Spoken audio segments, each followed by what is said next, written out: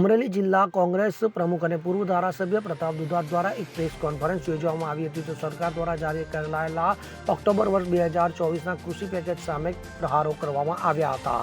23 October 2024માં Congress collector કચેરીએ ધરણા કર્યા બાદ કૃષિમંત્રીએ નવા પેકેજ સમાવેશ કરવાનો પત્ર જાહેર કર્યો હતો. તો અમરેલીના ધારાસભ્યને સંબોધીને કૃષિમંત્રીએ 23 ઓક્ટોબર વર્ષ 2024ના નવા પેકેજ જાહેર કર્યો છે. ત્યારે છેક હવે સરકાર દ્વારા ઓક્ટોબર 2024ની અતિવૃષ્ટિમાં માત્ર કપાસને નુકસાનના વળતર અંગે જણાવાયું છે. તો કપાસ સાથે મગફળી, કઠોળ અને પાકોનો સમાવેશ કરવામાં આવ્યો નથી. કૃષિ મંત્રી દ્વારા તાકીદે 10 દિવસમાં જિલ્લાના ખેડૂતોને અતિવૃષ્ટિ પાકોનો સમાવેશ કરવાની માંગ પ્રતાપ દુધાત દ્વારા કરવામાં આવી છે. તો તેમના દ્વારા 10 દિવસના અલ્ટિમેટમ સાથે સરકારને તેમને વિનંતી પણ કરી છે.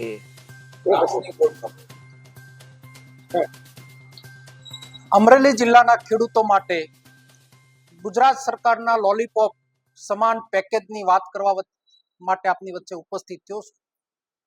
2024ની અંદર અમરેલી જિલ્લામાં અતિવૃષ્ટિમાં ખૂબ જ મોટા પાયે બધા જ પાકોને નુકસાન થયું. ત્યારે ગુજરાત સરકારે 33 જિલ્લામાંથી 20 જિલ્લાને પેકેજ ડિક્લેરેશન કર્યું અને અમરેલી જિલ્લાને બાકાત રાખ્યો. 23/10/2024ના રોજ પત્ર વ્યવહાર સાથે આવેદનો અને આંદોલનનું અમે મંડાણ કર્યું. કલેક્ટર ઓફિસની સામે બેસી અને સરકારને ઢંઢોળવાનો પ્રયત્ન કર્યો અને એ જ દિવસે સરકાર જાગી અને 23/10/2024ના રોજ કૃષિ મંત્રીએ પત્ર વ્યવહાર આ જિલ્લાના ઉપદંડક કૌશિકભાઈને પત્રથી જવાબ આપ્યો કે આવનાર ઓક્ટોબર મહિનામાં અમરેલી જિલ્લાને નવા પેકેજમાં અમે સમાવેશ કરશું અને એ વાતને અમે પણ આવકારી. ત્યારબાદ ગુજરાત સરકારે થોડાક દિવસ પહેલા અમરેલી જિલ્લાના ખેડૂતો માટે પેકેજ ડિક્લેરેશન કર્યું અને એ પેકેજ ડિક્લેરમાં કપાસના વાવેતરના ખેડૂતોને વળતર આપવામાં આવશે, અન્ય પાકોને નહીં.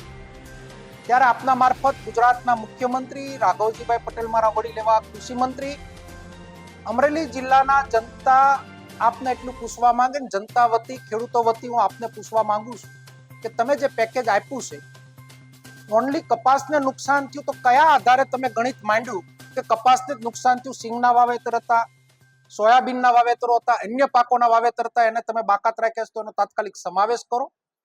પેકેજ ડિક્લેરેશનની અંદર તમે ગાઈડલાઈનમાં ઠરાવ નંબર પ્રસિદ્ધ થયાની તારીખ 14/7/2025 થી તારીખ 28/7/2025ના રોજ ફોર્મ ભરવાની વાત તમે તમારા પરિપત્રની અંદર પ્રસિદ્ધિમાં ડિક્લેરેશન આપ્યું છે.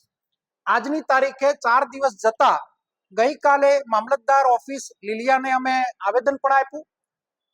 આ પ્રેસ મારફત આપને અલ્ટિમેટમ આપવા માંગુ છું અને વિનંતી પણ કરવા માંગુ છું કે આ જિલ્લો કોઈ આંગળિયાત નથી. આ જિલ્લાના ખેડૂતો પાયમાલ થયા છે. 2024ના અતિવૃષ્ટિમાં બધા પાકનો સમાવેશ થાય. સાથે સાથે તમે કયા આધારે ખેડૂતોને 33% નુકસાનના આધારે અમે આપશું એવી વાત કરી છે. એક પણ ગામની અંદર ગ્રામ સેવક કે કોઈ પણ તમારા જિલ્લા ખેતીવાડી અધિકારી મારફત 2024માં કોઈનું સર્વે થયું હોય તેનું શ્વેત પત્ર આપના પ્રેસ કોન્ફરન્સ આપના મીડિયા મારફત બહાર પાડવામાં આવે, ગામડાની યાદી બહાર પાડવામાં આવે. જ્યાં સુધી મને જાણકારી છે ત્યાં સુધી એક પણ પ્રકારનું સરકારના અધિકારીઓ મારફત સર્વે થયું નથી. ખેડૂતોને ગુમરાહ આપ લોકો કરી રહ્યા છો.